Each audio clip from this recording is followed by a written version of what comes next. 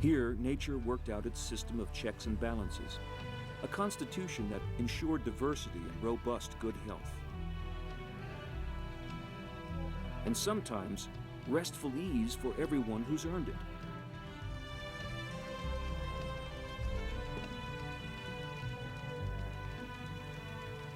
Almost unchanged today, this is the Serengeti, a national park near the border of Tanzania and Kenya, the size of Connecticut.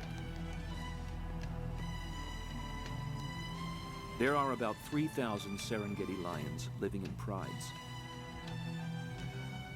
At the heart of each is a core of females who raise the cubs. Each pride inherits a 50 square mile territory passed down through the lionesses. In this social network, the males have but two jobs: to procreate and protect. The restful ease we associate with predators has two causes. This is a sensible way to get through the heat of the day.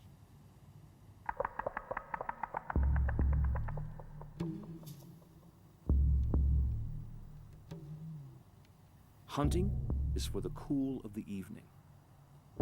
Daylight is the time for walking the boundaries of the pride's territory, marking its margins and daring rogue outsiders to enter. This is what it means to be territorial. Each pride stays home and waits for the great wildebeest herd to come in range. This is their country. Out of the mists of the past, a prehistoric relic with an uncertain future. Still, the lion gives them a wide berth.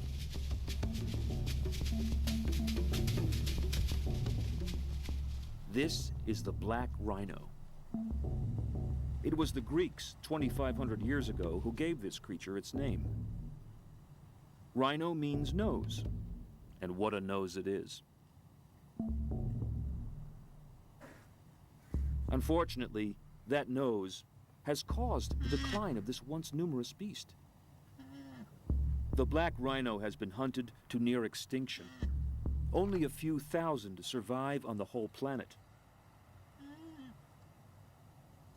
The rhino is not really black at all, but dusky. It's the rain that enamels them into their metallic and invincible black.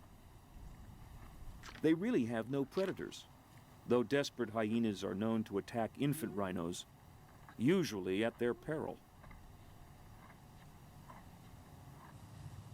They seem so placid and self-contained, though they can be unpredictable and horrific. But plainly, that is their nature. It's why they have no predators. It's their stern presence that forestalls attack. This is the man-o-war of the Serengeti.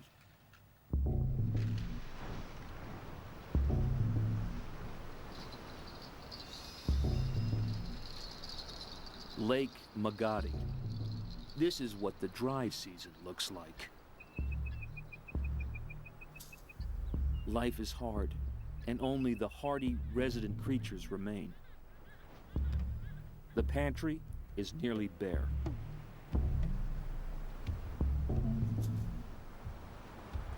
It's been a month since the last rain, and with daily temperatures over 100 degrees, water seems only a distant myth.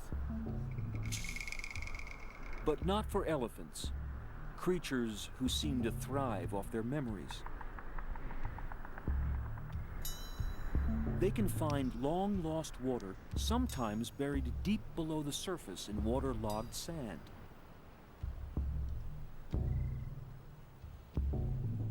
Part of their success has to do with their being able to smell water with their great sensitive trunks.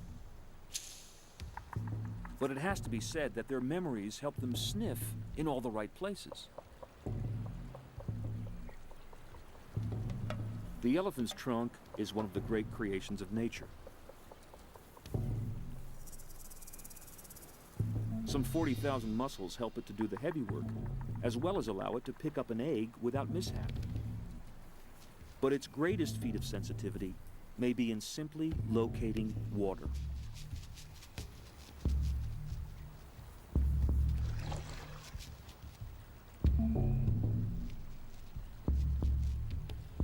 Elephants have a great thirst, 40 to 50 gallons a day. They must find it or die. This rogue male, its single tusk, a tribute to a lifetime of struggle and strife, has found all the water he'll need for a while. For now, though, he must leave it to find food. The hundreds of pounds of grasses and shrubs his body needs each day. He'll be back.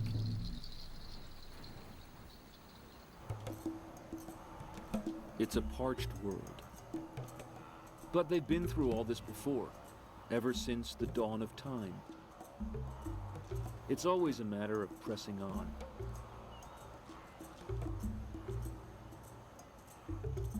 Hard times are not without some benefit.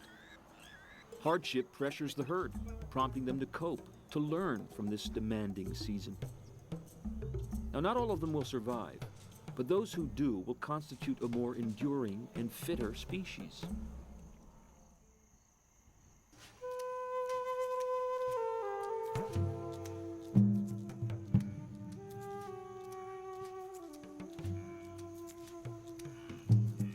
The Masai Mara, Kenya. This may be the most demanding part of the 1,000-mile Great Migration. At every step of the way, there are eyes watching the wildebeests with empty stomachs and with evil intent.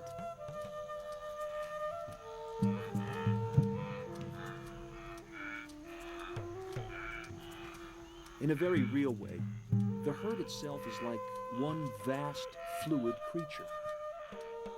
These are animals made to prosper in a habitat without confinement, where the natural ebb and flow of migrating life provides all they will ever need.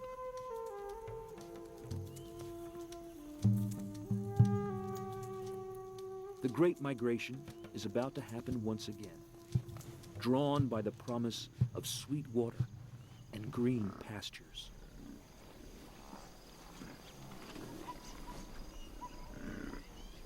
Zebra live in small family herds, one stallion and several females and their offspring. And they too travel with the wildebeest. There really is safety in numbers. Impala are the most graceful of the antelopes. Under attack, they bounce away in sharp zigzag patterns with amazing hang time, confusing their predators. Buffalo don't need to be either clever or athletic.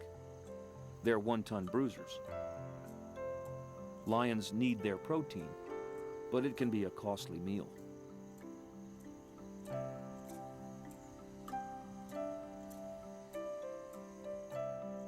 The oribi is a member of the antelope family. It's the animated eyes that gave these timid creatures their name. Again, the ancient Greeks said it best.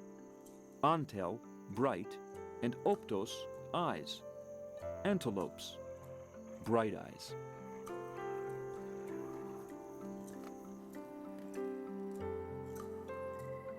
Gazelles, on the other hand, were named by the Arabs rather than the Greeks.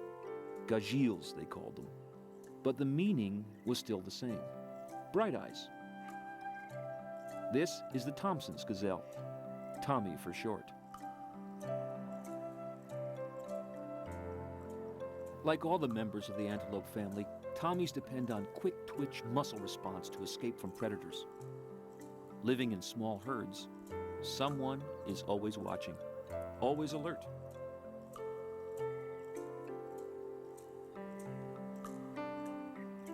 Grant's gazelle is a bit larger than a Tommy. Its distinctive white tail pattern is confusing to pursuers.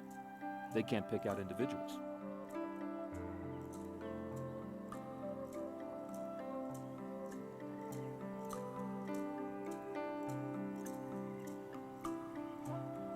Among the largest members of the antelope family are the curious hartebeests with their long, stunned expressions.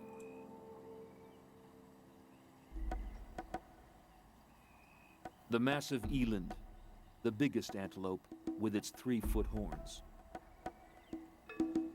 Despite its size, when startled, it can jump over 6 feet in the air.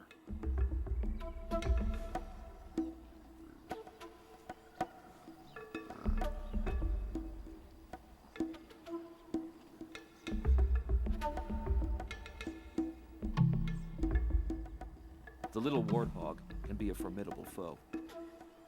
Its tusks are scimitar sharp, and predators prefer to attack them from the rear as they are fleeing. Head on, they're nothing but trouble.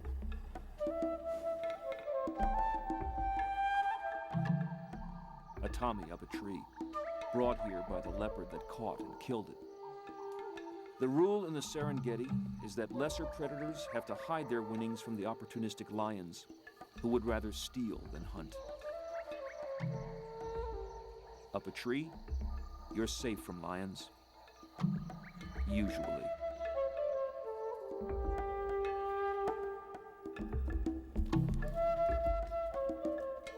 Evolution has driven the giraffe to great lengths to allow it to browse the top of the acacia trees. Altitude is its environmental niche, a place where others can't graze. But it's not only height that giraffes have been blessed with, but prehensile lips and a tongue suited to grazing just the choicest green bits. And it's not just better access to food that height gives the giraffe, it's power too. Those long legs pack a nasty wallop. A mortifying blow to any big cat that might want to take a shot at all that giraffe protein.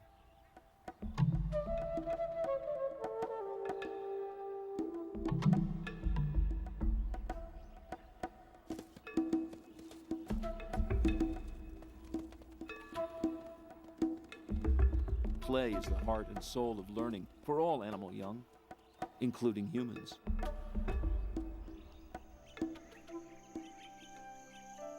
Seeing a mother and calf reminds us that the Serengeti is about nurturing, not just about predation and blood. Most animals here are vegetarians. Still, even for the carnivores, life is mainly about parents protecting and teaching the next generation. Could they be more like us, really? The eyes are the windows to the soul, and when they peer at us, what is it they see?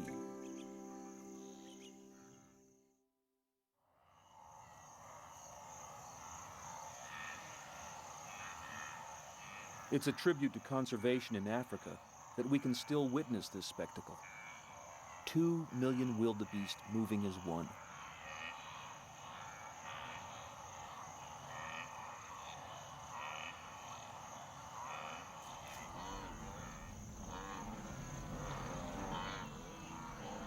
The Great Plains of North America must have looked like this when several million buffalo once ranged across them, from Texas to Canada, Iowa to Colorado.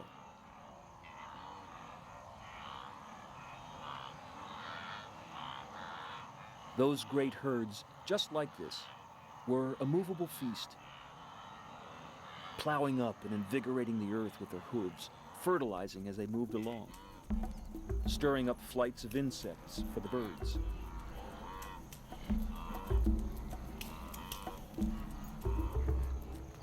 In America, senseless slaughter and greed ended all that, but not here, where the vast herd still winds its way as slowly and deliberately as ever.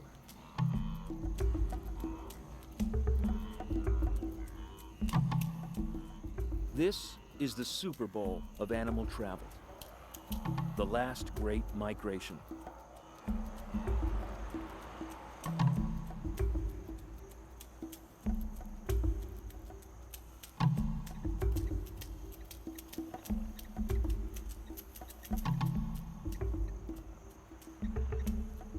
Even in the midst of all this potential food, there are other demands on a male lion. Providing for the next generation of lions, a duty which seems like a privilege, can become difficult. That's because females in estrus must copulate every 25 minutes over 3 days. What the act lacks in vigor, it makes up in frequency. Well, possibly. It's a demanding and sometimes humiliating life for the king of beasts. It's also a long-term commitment. For every cub born, the father's presence will be required for 2 years until his offspring can survive on their own. Even so, 80% of cubs don't make it through their first year. Meanwhile, the herd awaits the next attack. But there's little to fear from this pair today.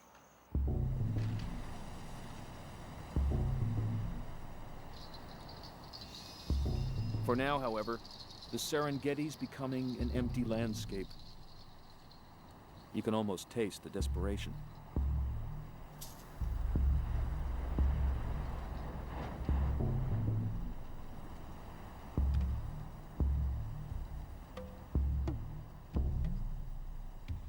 Predators, like lions, have fairly helpless and immobile young, which prevents them migrating to follow the feast. The survival odds are so slim for any of these cubs. Every day is a test of wills. Who will eat and who will not? Starvation, a lack of meat, is the foremost killer of the young. So that what appears romantically as an Eden before the fall is no peaceable kingdom at all. Which is why lions live communally. Living in groups and raising all the young together is an efficient way of ensuring the future. It also allows cooperative hunting, driving the herd into the waiting jaws of other pride females.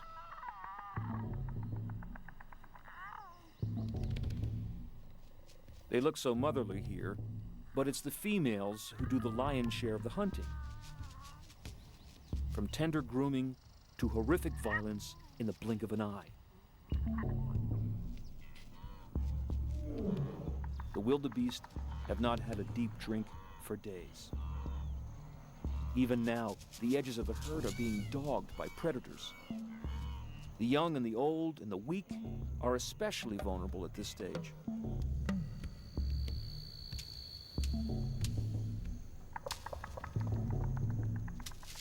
This carcass was downed by wild dogs. But a lion has sauntered in to claim the feast. It's what we mean by the lion's share. It means everything. Lions don't share.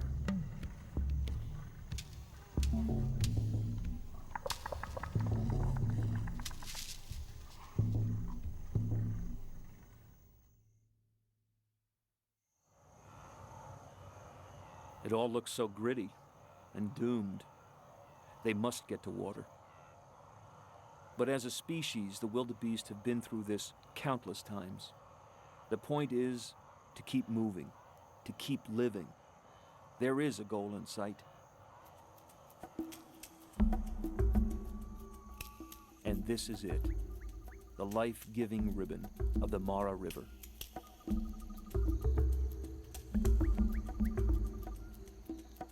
The Serengeti is a Maasai word that simply means the wide place. But fortunately, it's a wide place that's split by the waters of the Mara. It always flows with a bounty of cool water, making its confident way toward Lake Victoria.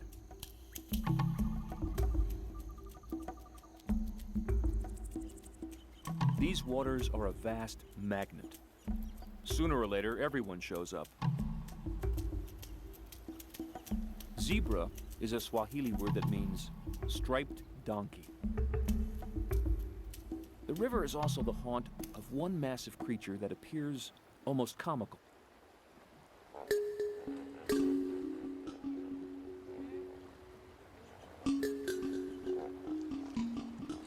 It's the huge 3-ton hippo with thick skin, cruel teeth and jaws, and the curious ability to urinate backwards.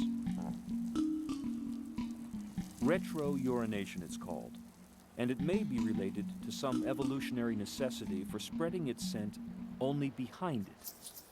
They're not the most flexible of creatures. They have ears that can close when they submerge. They even copulate and give birth underwater. They can stay under for 6 minutes. According to African folklore, when God created all the animals, he asked the hippos where they'd like to live. "In the cool rivers," said the hippos. "But you'll eat all the fish," God replied. "Then we promised to eat no fish." And they've kept their word. They're vegetarians. Hippos mostly spend their days submerged to avoid sunburn. But in the evening and at night, they come ashore to feed on hundreds of pounds of grasses. They're exclusively herbivores, though they are dangerous to man. More people are killed by hippos each year than by lions or crocs. The tragedy usually happens in the evening when people run into them in the tall riverside grasses. Lions rarely attack hippos, though they have been known to make off with a very young one. But lions have to be desperately hungry to attempt this meal. It can be costly. In the end, it's the consistent flow of the Mara River that makes hippo life possible. Not just because of its depths, but because it fosters lush grasses along its length. If this river ever failed, so would the hippos.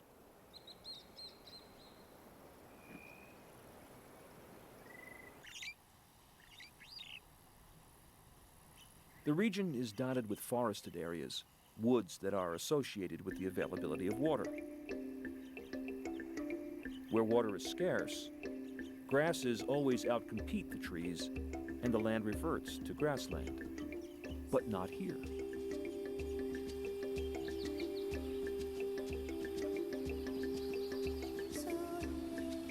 Water also creates vast wallows for the water buffalo. With water and plentiful grass, a buffalo can graze unconcerned. It fears nothing.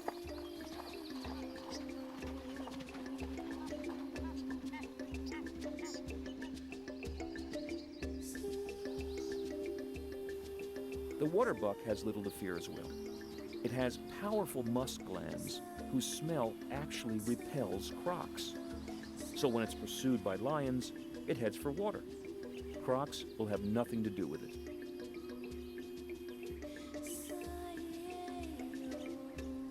The forests were designed with monkeys in mind. Baboons live in troops to raise and teach their young, to cooperate in finding food, and to defend themselves. With their sharp teeth, they've been known to take infant leopards or cheetahs. Seeing these savanna monkeys, it's hard not to imagine our ancestors developing from the wide range of monkey life here.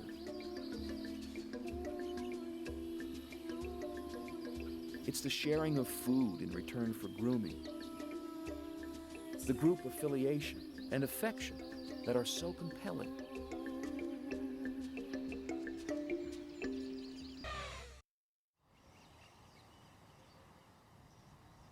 It's the water seeps that are so attractive. They promise refreshing drinks and perpetually green shoots. They also promise predators. For where there is water, there is meat. The trouble is, we too often concentrate on the stellar creatures, the lions and elephants, and neglect the lesser ones. The saddle-billed stork, the white pelican, the ibis, whose curved bill the Egyptians considered God's pen. A guinea fowl is not much of a meal.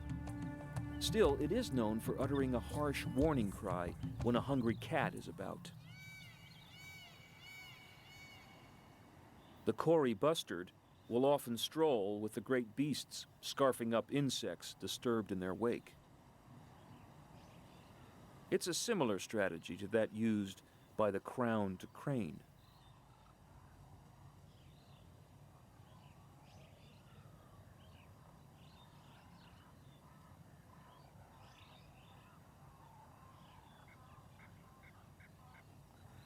The ostrich responds to heat by fluffing its luxuriant feathers. A fluffed ostrich is its own umbrella. The slightest breeze through its feathers carries off masses of heat.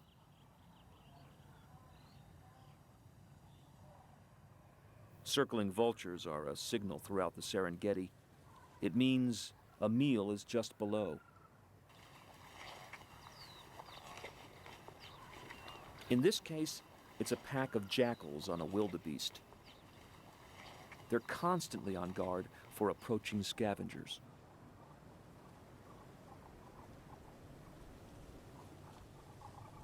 Because they can cover vast distances daily, and because they have telescopic eyesight, vultures are able to survive on scavenging alone. They never need to hunt, and manage to live off table scraps.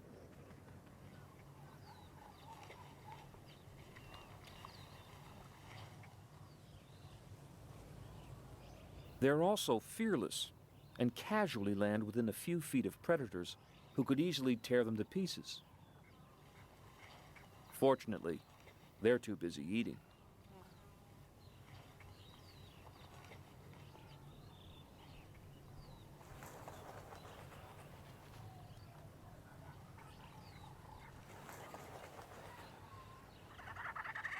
As more and more vultures gather, the carcass is reduced to the point where there are only a few jackal bites left. This is what the surgical implement of the vulture's ripping beak was designed for.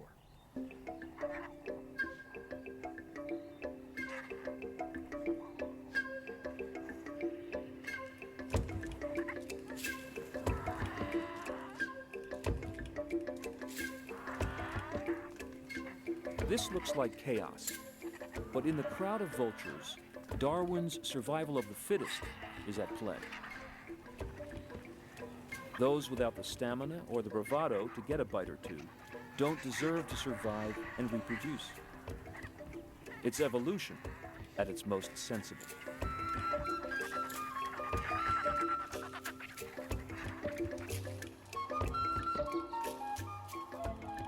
It's September, and time for the great herd to turn south again in search of green grass, recrossing the Great Mara River in force. But the river's deceptive and hides many dangers. For days on end, the herd comes to the edge, waiting for just the right moment to cross.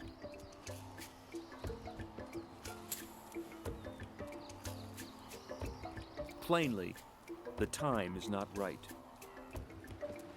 There are too many jaws waiting. In fact, it's not so much a crossing as a sacrifice. Here, the great herd will do for the massive crocs what it has always done for the lions of the Serengeti.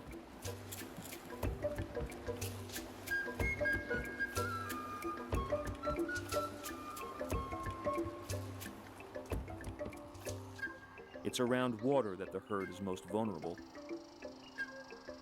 The wildebeests are all concentrated at the crossing point. Still, sooner or later, they must overcome their dread.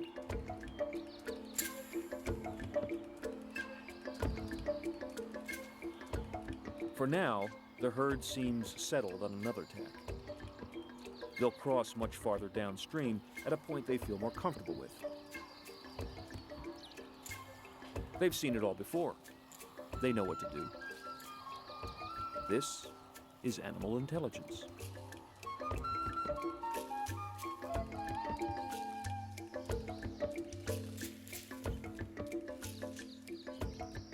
Anyway, if it gets too hot, there's many an obliging tree.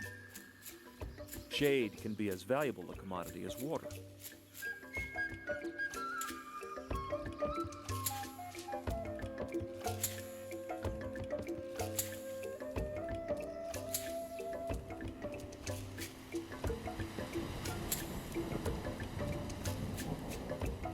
The blessing of water will transform the land and hasten the herds on their way. It's a reminder of the green shoots that await them in the south.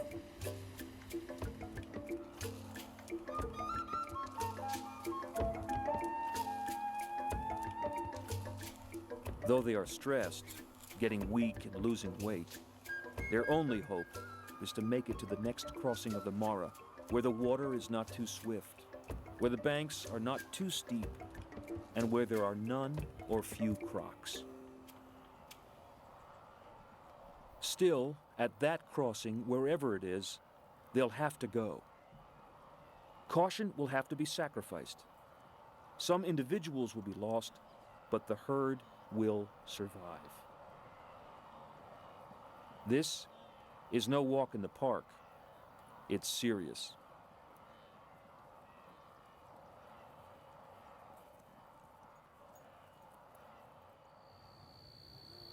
It's all one vast organism, the herd, predators, and the land. They all score off and depend on one another. It's a constant miracle how it all works out. And this is the scene of tomorrow's miracle, a baptism of fire.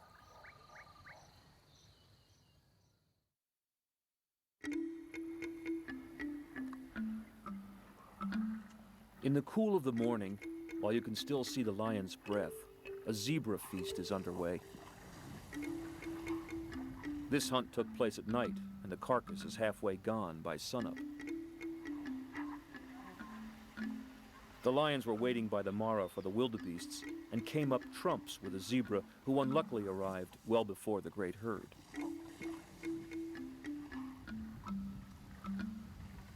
Lionesses almost certainly caught this meal, but a pride male has appropriated it to himself.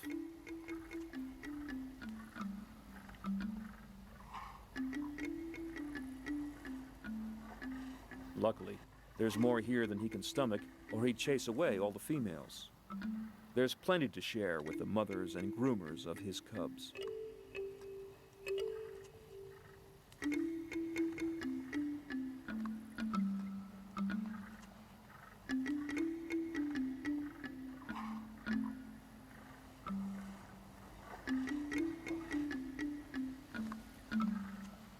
But no one else is getting in on the windfall, least of all a black jackal.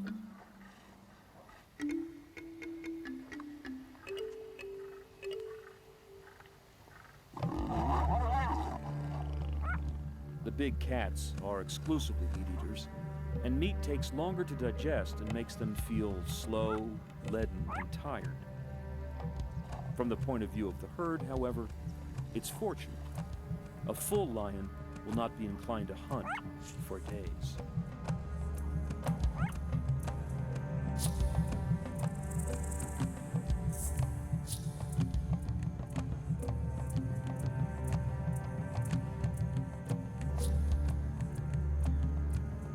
For now, there's only one predator that the herd has to fear, the Mara. It's a great and unpredictable serpent, barring their way to the future.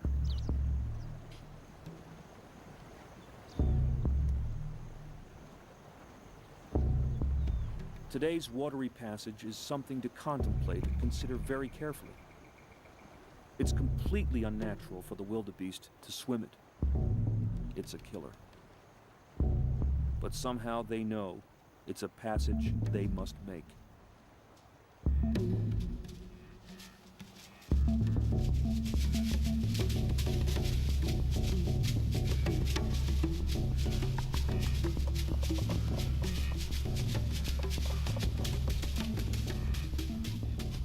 An hour after dawn, the first few pathfinders come to the river's edge to review the situation.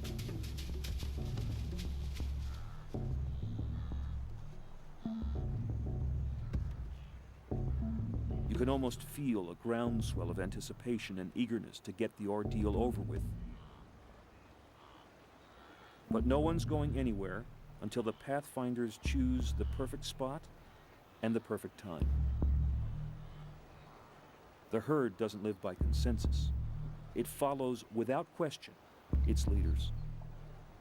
This isn't blandness. It's behavior forged on the anvil of experience and evolution. And it's the only thing that works.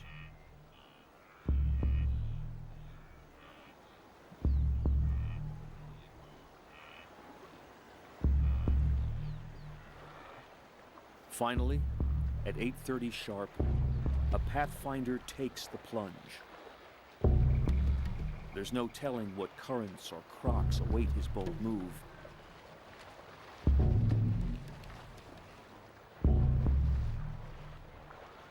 And then they all go suddenly, using the same spot to enter the fast-flowing Mara.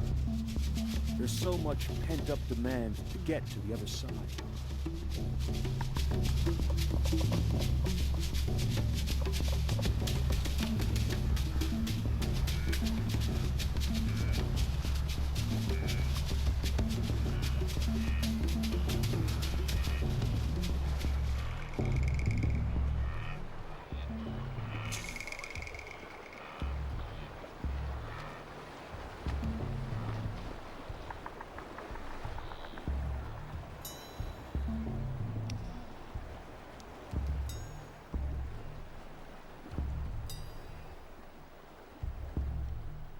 It's almost comically single file, as if discipline were the first thing on their minds.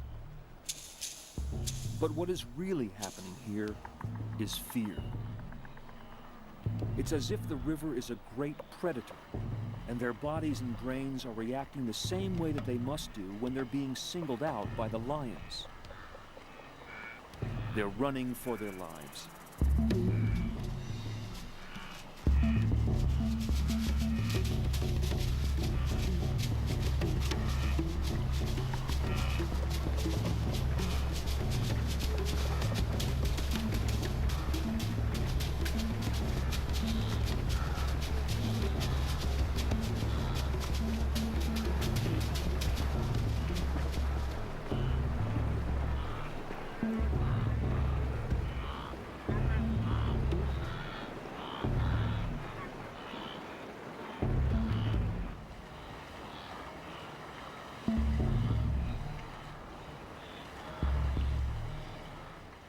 The herd is in the grip of their own adrenaline.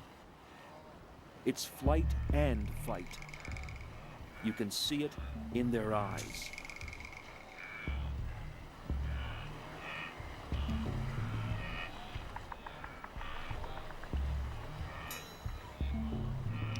Much more of this and their hearts would explode.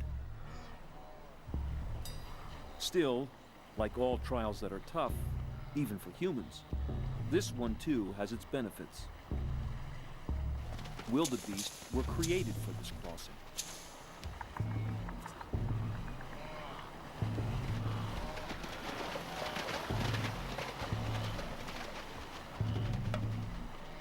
They're powerful swimmers, but the current is strong. The exertion and the stress exhausts and drowns some. Others, particularly the young and inexperienced, get confused by the noise and violence of the crossing. The old ones, too, are at risk. You can only survive this so many times. Actually, it's not so much getting into the water that's the problem. It's getting out where everything begins to go pear-shaped. The single column of beasts has grown to several across, all trying desperately to get up the slick bank. Their hooves and horns are as dangerous to their own kind as the teeth of the lions and crocs are. At this stage, all discipline is lost. The young and the restless hurl themselves headlong into the foam. Suddenly, their body chemistry has turned these docile and placid creatures into animal athletes capable of jumping 20 feet.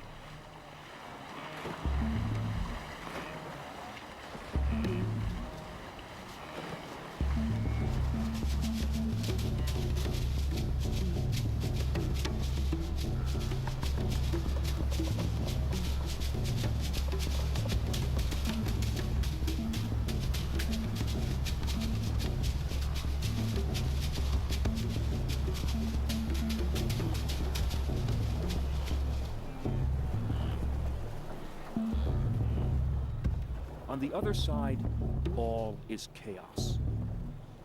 The fiercest of injuries can occur at this point. injuries that the lions are only too willing to take advantage of.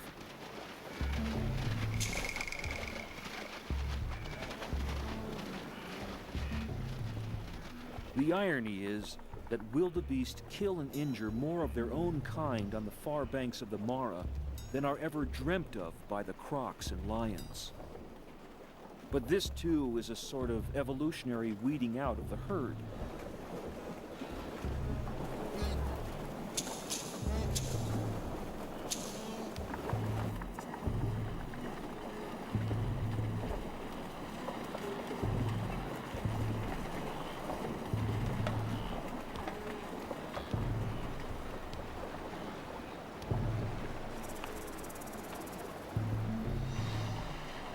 It's every creature for himself, never mind the herd, as they fight the downstream pull of the water and the deadly kicks of their relatives and siblings.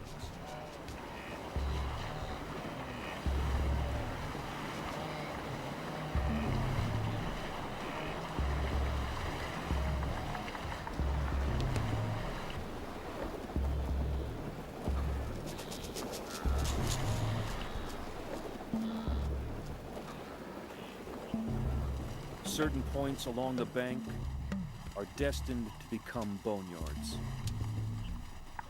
No one is escaping from here unless he or she tramples on the body of someone else.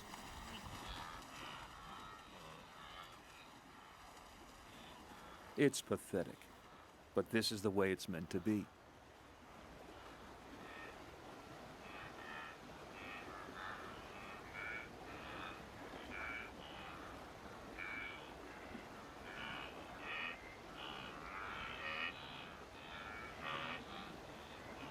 Sometimes a disoriented calf will return to the wrong bank, looking for its mother.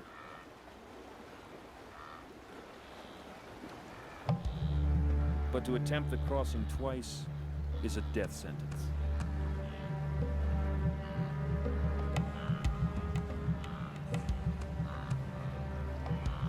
Mothers have been known to do the same, seeking their calves. It usually ends up very bad.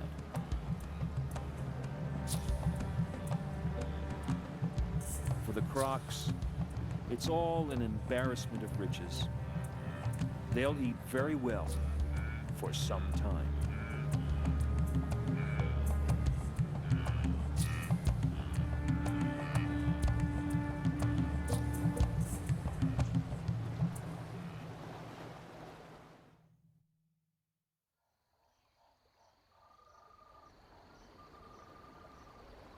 A solitary marabou stork supervises a pileup of wildebeest carcasses. This eddy in the river will be a fine source of protein for a great many creatures for days to come. Crocs from far downriver have followed the scent of death in the stream flow. Now is their time of plenty.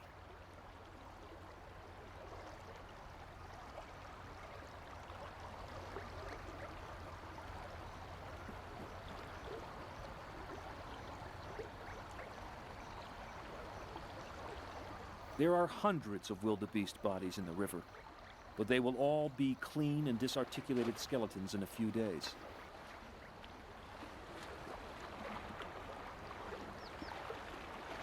Sometimes we find vast collections of dinosaur bones in similar conglomerations like this, and we wonder how they came to be. This is how.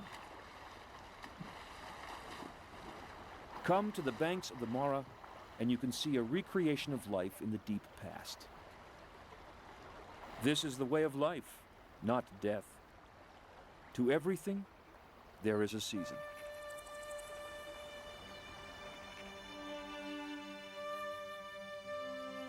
As the long day wanes, the Mara River flows calmly on, as if nothing has happened.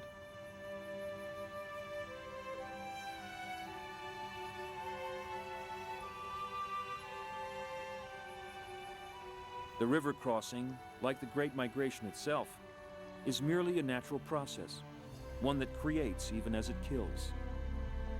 It is, in fact, the engine of everyone's survival.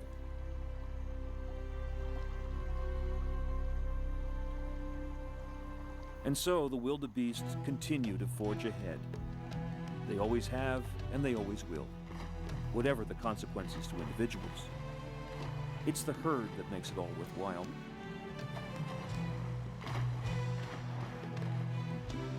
If some of them don't make it, then this too is nature. This too is the Serengeti. Amidst its demands, its brutality, even